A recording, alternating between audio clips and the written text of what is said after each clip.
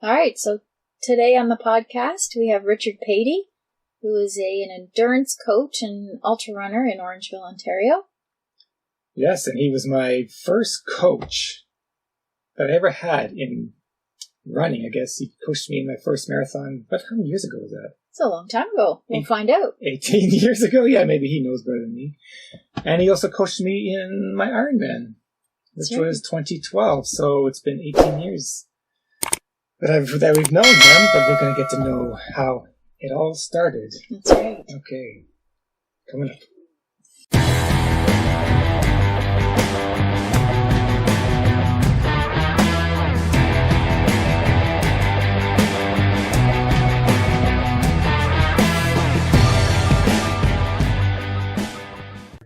Welcome to the podcast. Hey, it's great to be on. It's great. Thanks for inviting me. Absolutely. Do you have a drink? I don't, because I literally just got in the door from coaching, and I got Clark set up making dinner downstairs, and I rushed upstairs so I could talk to you guys. So I haven't even been able to end my day and grab a drink, which I will do most definitely right after this. Oh, well, we'll try not to keep you too long then. So do you remember how we met? Oh boy, are we going back to learn to run like 15 or 16? I think 17? 18 years ago. 18 years ago. Did you do my learn to run? Did you do my learn to run way back then? We didn't do your learn to run. You did. But how did you get involved with my learn to run? Like, how I can't even remember how that all transpired. So we were new to town. Yeah. And Norm was already running, and I think I had just started. So we were looking for, a group or to find out if there was any kind of action happening in town. And we didn't take the clinic because we were both past the 5K level at that point. Yeah. But I think we did the summer solstice that year because yes. Yeah, you guys were involved with that. Every year was like 6,000 degrees, which I'm trying to think. So that would have been June every year. And I still say one of the hardest 5K races you could probably do. And I love that we did a 6-week learn to run clinic into this, run uphill for a kilometer and then climb a cliff. And then, then an easy 4K after that. Because it went up the switchbacks, didn't it? It did go up the switchback, yeah. Yeah, I used to always stay at the top. I'm like, it's all downhill from here. I actually saw an ad in the local newspaper with you saying, do you want to learn how to run a marathon, or do you want to need coaching in a marathon? And that's how I got in contact with you specifically. A newspaper? Did we do it? Was it in the hills? The banner or something like that. Yeah, and I called you up and said, yeah, I want to learn a marathon or run a marathon. You said, okay, let's do it. And that's how we connected 18 years ago. And how long ago now is it that you did death race? Oh. The Canadian death race was 2005. Same year as New York? Yes. 2005. Same year as New York Marathon. Because I remember when we were working through some of the knee issues. Was it knees and things like that back then? Trying IT to get your problems. Yeah. So, I mean, it's funny. A lot of people will ask me, how long have you been in Orangeville? And it's funny. I still consider myself, that my hometown is Midland, but it's funny. I've actually now been in Orangeville longer than I was in Midland, which is kind of weird to say that we've been here now. This is going into our 20th year being in Orangeville, and it seems like, oh yeah, we just moved to Orangeville. And no, we didn't just move to Orangeville. We've been here for a really, really long time now. So yeah, it feels like home, and we've situated ourselves, I think, in one of the greatest areas there are for trail running. And it's funny that we moved here before I always loved the trails, but we moved here before I was truly a trail runner. Awesome. So let's go back in time. So so way back. So in 1988, I was 13 years old, and I was out on my bike, and this stream of runners go by, and I'm like, what's going on? So I had my mom look into it, and she says, well, there's a half marathon in the hometown. And so I was like, okay, that's kind of cool. Like all these people running down the road, they had the roads closed. I'm like, I wasn't I played basketball, I played volleyball, I played every sport. I learned very early on in elementary school that if you were on a school team, you got a day off school. And so I played every sport. I mean, I was on everything. When you got badges for being on a team, like I have a blanket full of badges. And so, but for some reason, like, I don't know why, running just like that thing, watching people going down, doing their own thing, it clicked with me. I thought, I want to do that. And I think it was the adventure of it. I think, and it's funny because I was actually thinking on the way home today, like that's still what drives me is the adventure, and which will always drive me in all these crazy things that I've done since then. So the next year rolls around, totally forget about it. It's coming up. And I said to my mom, hey, that run thing, when does that happen? And so my mom goes to the YMCA and she finds out it's the last weekend in April. And it's literally a week away. So my mom and I, being the brilliant training people that we were back then, and of course in 1988, there's tons of literature on how to prepare a 14-year-old for a half marathon, with zero background in running. And I mean, zero. Like I was cross-country running because, again, wanted to be on the cross-country running team to get the days off school. I was coming middle of the pack. Track and field, I wasn't making the team. And if I was, I guess that was moving into grade 9. I was just making it, past the regional level, maybe out of your town, maybe to what was ours was GSSA, but definitely not OSSA bound or anything like that. And so my mom's like, hey, we'll run the first half of, the first 10.5K on Tuesday. We'll run the other 10.5K on Thursday. And then the whole course and you can just go run it on Sunday. And so that's what we did. And we went out and I ran it. And it's funny, I look back on it now and it is one of the hilliest half marathons. I've run that race since that day, I think over 25 times. Yeah, I was going to ask you that if you kept trying to better your time throughout the years kind of thing. I think I won it 24 times for that.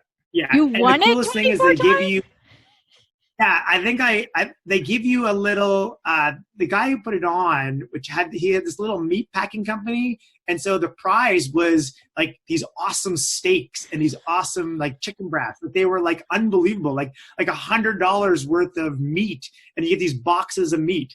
It's called the Meatland Half Marathon. And so I remember we always walking home, and my friends, and eventually always keep inviting more and more friends as the years goes along. And we'd all be walking home with our boxes of meat from, placing whatever place we came in. Like fifth place still got a big basket of oranges. We always laughed. You didn't want to be fifth to get the oranges. But anyway, that race, I did really well. Like I look back on that time now and just go, okay, that's crazy how fast I ran, really off of genetics and being an active kid. Really, I was a super active kid, but my primary sports was skiing and sailing, well, windsurfing at the time. Those were my primary sports before that. Okay, then and downhill, not cross country. Then I can understand how you can do that at age 14 years old if skiing was your background. Because downhill skiing though. The key thing is downhill skiing. So if the marathon was a downhill, you're good. Yeah. And then it was actually at that race that there was a brochure for a triathlon, and that was going to be in June. And so then literally 2 months later, my sister and I, we taught ourselves how to swim. My mom, which she's just incredible, went out and bought us road bikes, and we had road bikes for the race. And we went out, and like I remember I got the clipless pedals, but Kim got the aero bars, which was 1989. Aero bars were really cool. Like if you had aero bars, like you were the most person going. Okay, so hold on. Let's back up here. I have to explain this to our 3 listeners from South America. Let's explain. Where did you grow up again? Midland. Okay, so Midland is about what? 3 hours from Toronto, about? No, 2 hours. 2 hours. Okay, so it's 2 hours from Toronto, and it's considered a hockey town. Is that right? There's There's outdoor hockey rinks everywhere. And did you play hockey growing up? Was that? No, I was a downhill skier. I was an outsider. I started early being an outsider. So this is interesting. All your friends are playing hockey, and you said, forget that bullshit. You said, I'm going to go into running. That is what you're going for. Yeah, okay. Yeah, I was a 14-year-old kid running around in spandex because that was the cool thing to do at the time, for runners. In a small town, northern Ontario, yeah. So at the end of the marathon, you see this brochure. Did you know what a triathlon was? So I think, if my memory serves me correctly, I think actually that was around the time that NBC, and I gotta remember which year it was when NBC was doing their Ironman coverage. So I think I remember seeing Mark Allen and Julie Moss, her famous crawl. Like I'm thinking the timing was around those same years. So I think I had seen that on TV, which might have been what spurred me. Like I'm trying to remember what was the real, like I remember watching Nice Triathlon on TV once. So I had seen something prior to doing my first one, because I definitely know we knew what it was about. And it wasn't really new sport and being, it was growing really, really quickly at the time.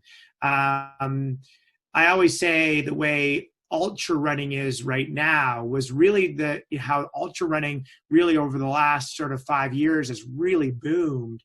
Is kind of like what I grew up in triathlon. It was pretty grassroots when we first started, but then over my career, it's turned into the biggest monster in the world from endurance sports. So yeah, we got the brochure, and 2 months later went and did a 1,500 meter swim, 45K bike, and an easy at that point 12K run. I think of it now, I was like, what were you thinking? So, and shockingly, the run really didn't go well. Because of course I went way too hard on the swim and the bike. But I think, I think I went 3 hours and 15 minutes. My sister beat me, which she is very proud of to this day. She tells everybody that she the one and only time she beat me. But I think I won that race 6 years later or 5 years later in 1 hour and 49 minutes. Wow. So yeah, 3:15 was a really long day. You're a quick learner. So when you finished your first triathlon, that was it? You're hooked? This is it? This is my sport? So it was interesting because, of course, the triathlon didn't go super well. And yet I thought, absolutely. So I think the next year, we did the Aurelia Triathlon, which a lot of people know of if they've done triathlon. It was one of the original ones. But I think my sister and I still did a lot of running. So we did Bread and Honey, I think was our next road race that we did. And I've never done it since, actually, funny enough. And we did, which was an amazing 15K. And then we did every year for a few years, we did the point. It was called Point to Point. It was the National Ballet put on a 10K downtown Toronto at the Hummingbird Center. And we would do it. It went like up Yonge Street, across something, down something, and back into like front or whatever. So it was a huge fundraiser for the National Ballet. And my mom was really part of the National Ballet, always had seasons tickets. So we would go down there and run that 10K. So we did sort of a lot of road races and did some, then started doing triathlon. And it wasn't till, I would say 92 was when I really got the bug and started going off and training training for triathlon. Yeah, because I was going to ask you, because our winters are basically 7 months, the time you have to actually go to an event, you're looking at a 4-month window of opportunity. So basically, well, if you look at triathlon now, triathlons now is a 12-month sport, right? People travel around the world. They go everywhere. Like my clients will go absolutely everywhere for a race. When you're growing up, what did you have? Yeah. We didn't even have things to ride our bikes in the winter. Like there was no riding your bike in the winter. So 7 months out of the year, you're just strictly training for the next season. So a person who lived down the road was Angela Schmidt-Foster, who did triathlons in the summer to stay in shape. And she was I'm going to get in trouble here, 4 or 5 times Olympian for cross-country skiing. So we trained a ton together. So here I am, this young teenage boy with this, multi-year or multi-time Olympian. I used to go cross-country skiing with her all the time. I looked up to her so much. And she actually was probably what I consider my first coach. She really taught me a lot about how to train, how to eat properly. Okay. And so now it's all coming together. Very cool. So, and then that's from 15. So that's 15 so really about 15 or 16 years of age, I started getting serious into it. And then I tried to make my first, and actually, in 92, I went to my first World Championships, which was in Muskoka. And I got on that team more because we lived in Ontario than making the national team. But it gave me that first taste of, okay, this is big racing. And all the people in the magazines were there. And I met a lot of the juniors that made the national team. And then, I got hooked, and I think that was my first year. I went down and did a winter camp. We went training in Austin, Texas, and met Barry Shepley, and we started the training process of building towards my first true national team. So you were still 19 years old at this time? 19. So that's 17, and then my 18th year was the World Championships was in Manchester, England, and our national championships were in Welland. That was my first national championships, and I missed my spot by literally a length of, I think, about 5 meters. I think I came 7th in that race, and they only took the top 6. So I, just missed out, and I spent the whole year leading up to what would have been 1994. I spent the whole year with the date of what junior nationals was on my wall. That's all I cared about. A lot of things I lost athlete of the year at high school because I refused to be on the track team. Felt the track team was hurting my triathlon training. Wow, I lost a lot of things because that's all I cared about. And I had one of the greatest races of my life in 1994, and made the team and got to go to New Zealand for my first World Championships. It was really cool. Wow. And a guy that was on the team, for all the ultra runners out there might know that one of my teammates was Rob Krar. Who? That's fantastic. So then after that, you went to college? Was that, or are you still training and still racing through college years? So 1995, I took the whole year off because I was 19, and I went pro after my junior career, turning 20. So I took a year off to race professionally. And then in September of 95, I then went to Western for kinesiology and psychology. Excellent. With the intent to get into coaching, or did that sort of evolve from? Totally no. So why? So, I mean, truly, in high school, took kin, grade 13, and it was my favorite course. I didn't really love anything else in high school, and it was my favorite course when I took it. And so I'm like, that's what I'm going to take in university. And then psychology, I was always interested in how the mind worked, and how that would play into my into my training. I was still the athlete.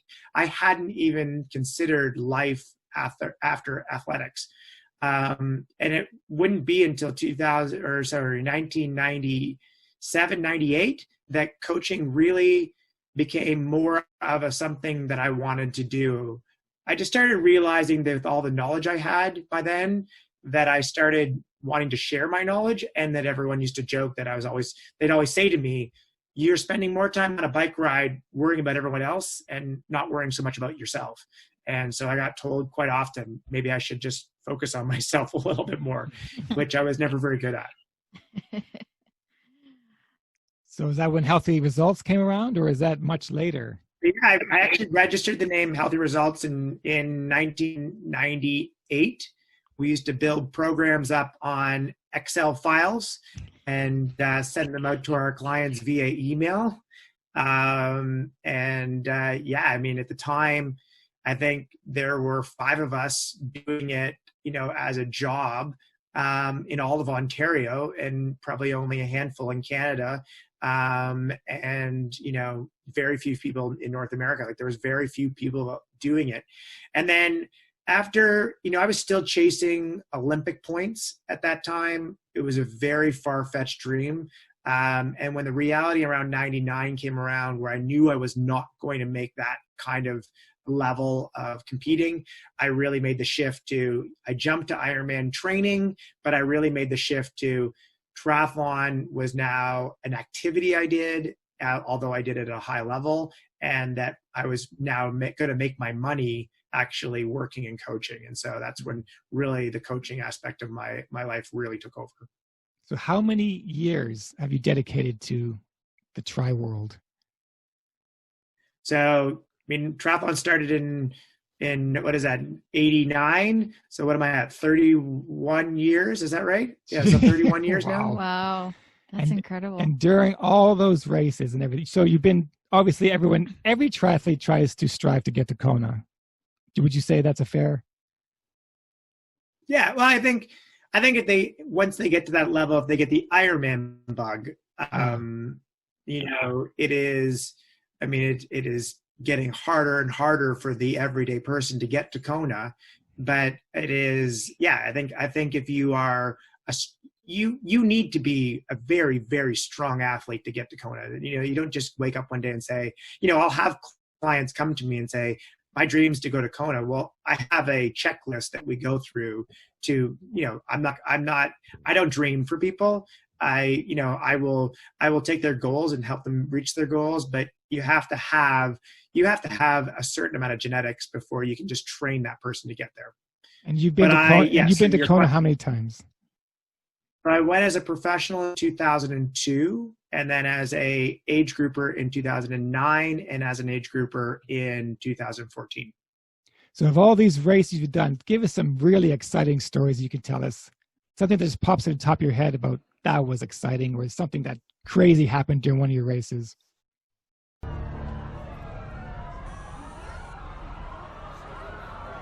It was June 26, 2010. I was in Welland at the Welland Half Ironman, and I was in 3rd place on the bike. We were in the aerodynamic position. A vehicle going the opposite direction to the way I was going. The mirror came by and hit my arm, which then spun me into the car, and then I sort of bounced off the driver's door. It broke the humerus. It broke it in half. It was actually a really clean break. I actually went in for surgery where they had to put a plate in. Everyone expected me to never swim again. So that was sort of that game of, okay, well, let's go for it. The attention to details I was doing in the water and reconstructing my stroke. So much emphasis went into redeveloping the left arm that I actually now find when I'm swimming, my left arm is actually my stronger arm.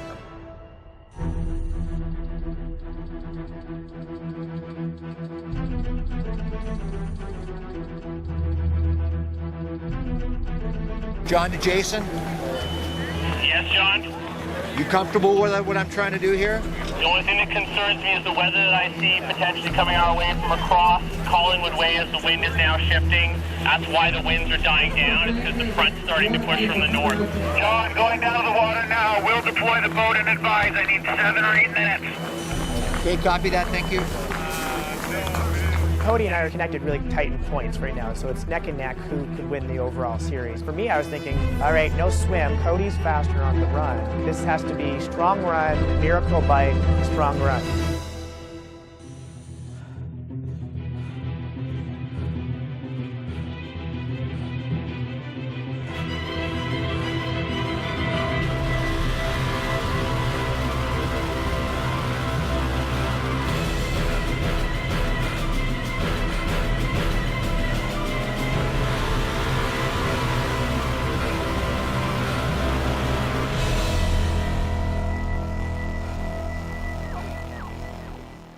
In 2012, I won the multisport series, raced against someone, that most people know, Cody Beals, who's gone on to do amazing things. He and I had an amazing duel that year where it literally came down to the last race where I beat him to win the series.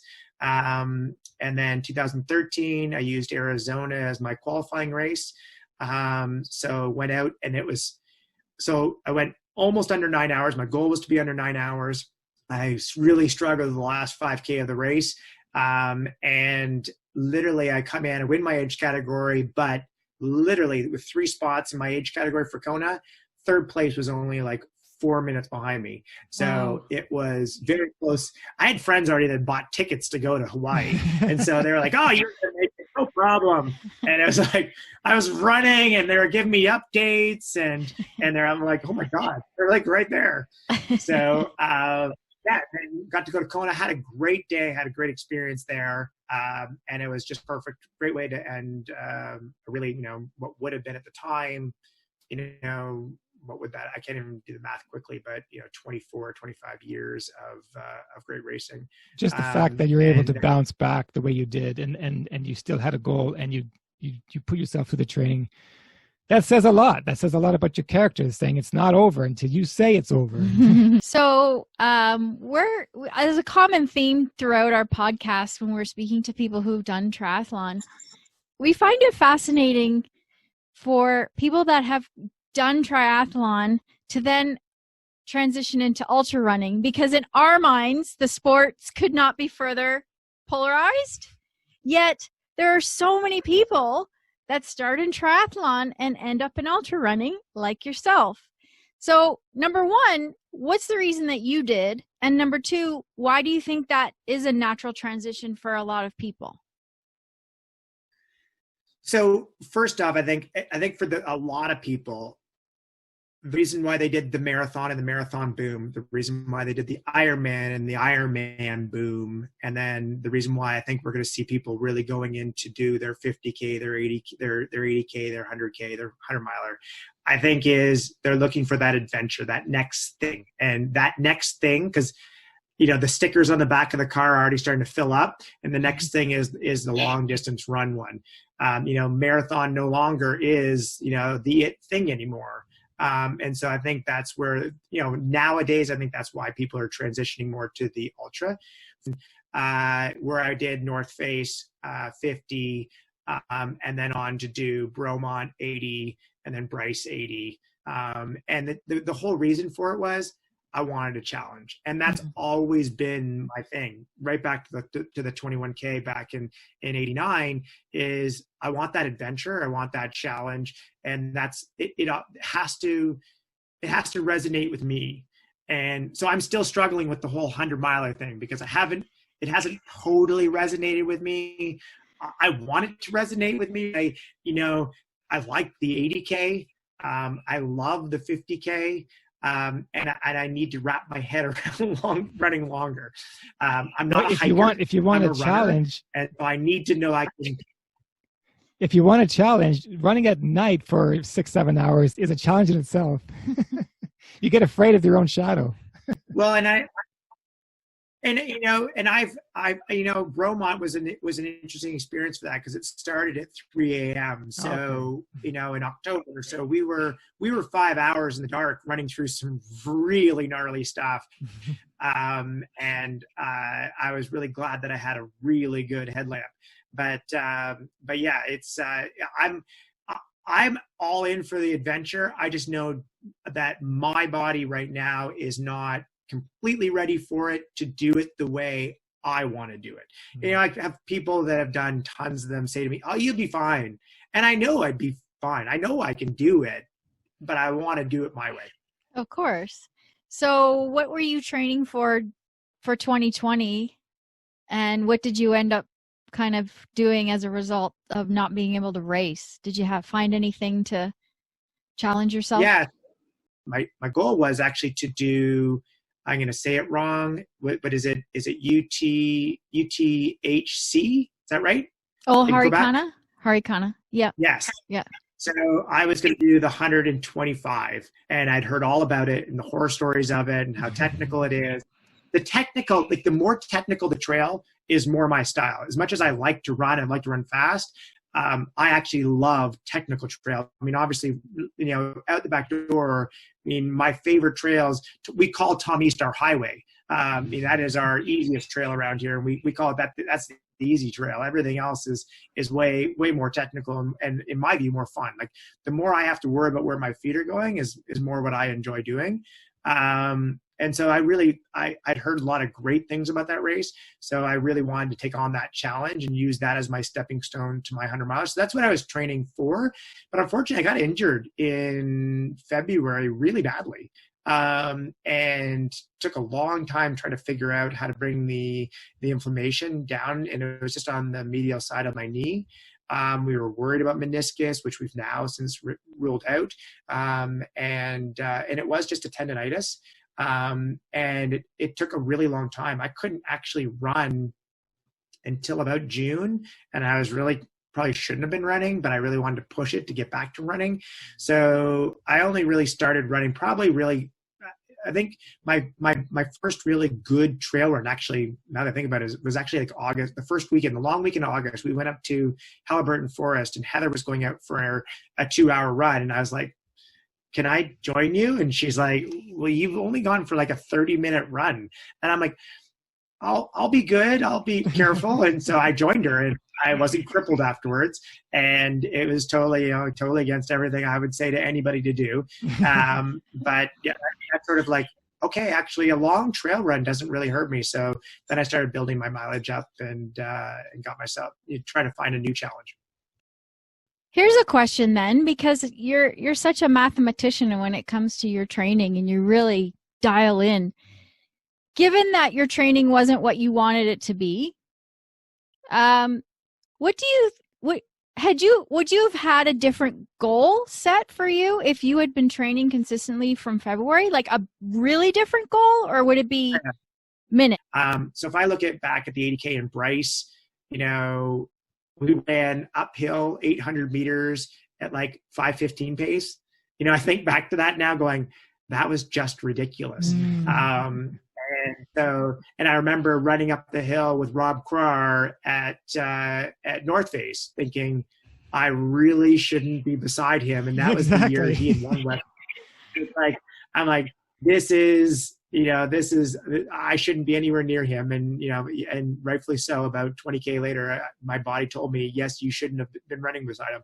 So yeah, I think being a little undertrained is always good for me, actually. In races that I've done really well. There was a triathlon back in May, and it was called Triple T, which is 4 triathlons in 3 days. And I'd always go into it fairly undertrained because I was never a great winter trainer. So I was not as in shape, but I always did really well because I think I'm worried about my fitness, so I'm a little bit more cautious. Definitely when my fitness is good, I think I'm a little bit more aggressive. I'm a competitive person by nature, so I want to be at the front of the pack. So if I get myself into too big a competition, I have a tendency to get myself in trouble fairly easily. Interesting. Well, thank you very much for your time. Before we get to our last little fun segment here, where can people find you for your website, for your coaching, and on social media? Anything you want to plug in there? Let us know. Yeah, well, Healthy Results is my company.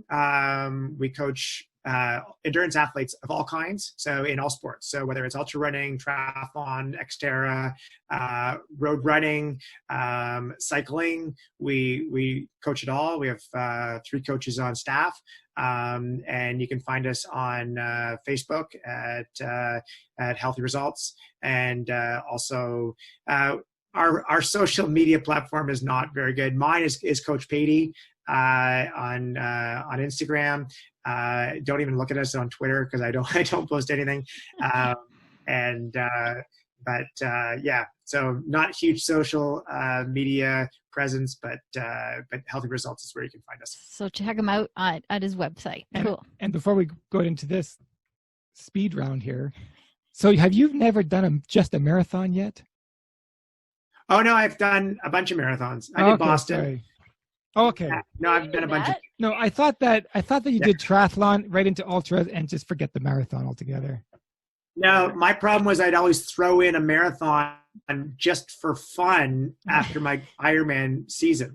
So, October rolled around. Back in those days, there was no Ironmans going into October unless you were at Kona. And so then, I just go run the Niagara Marathon for fun. Did we ever train for them? No. Was that a really bad plan? But again, I wish I knew now what I knew then. Yeah. That's a very long beer run. That's what that was. That's exactly. All right. So we're trying this little rapid fire. We got 10 questions for you. Answer them as they come. All right. They're going to be silly. So, Ready? Go. Got it. Butter tarts, with or without raisins? Without. Thank you. No Pick a superpower.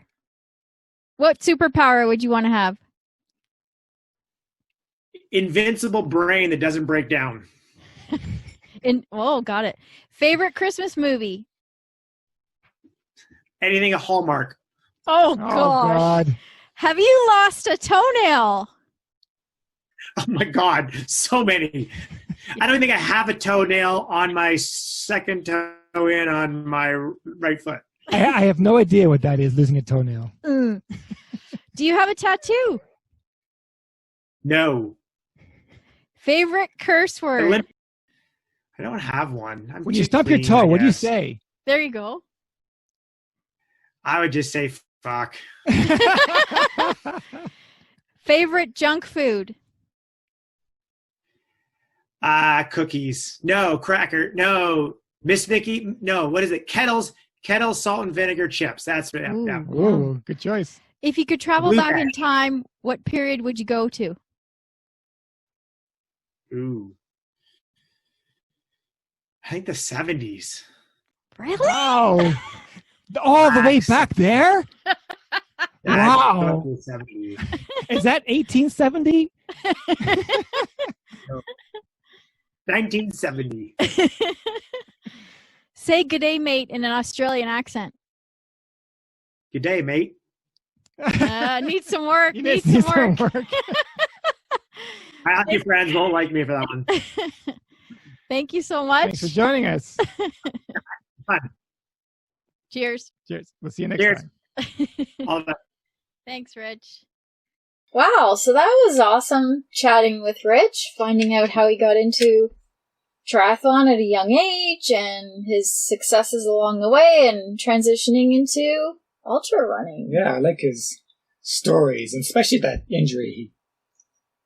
He broke basically half his body, and then he says, you know what, this is bullshit. I'm going to come back, and I'm going to go back to Kona, and this is what I'm going to do, and nobody's going to stop me, which is at great. 40, At no 40, less, yeah. which is not easy to do, because you don't heal the same. No. But then now we transition to ultra marathons. Oh, we forgot to ask him which one is harder. Oh, damn! That's right. Okay, well, we're going to put that in the comments below and see. Let's ask him which one is harder. He'll answer that one, and then... Yes, Rich. So, Ironman? Well, he's only done 100K, right? Only. Okay, Ironman or 100K? Which one is harder? On race day. Okay. Yeah. Cheers. All right.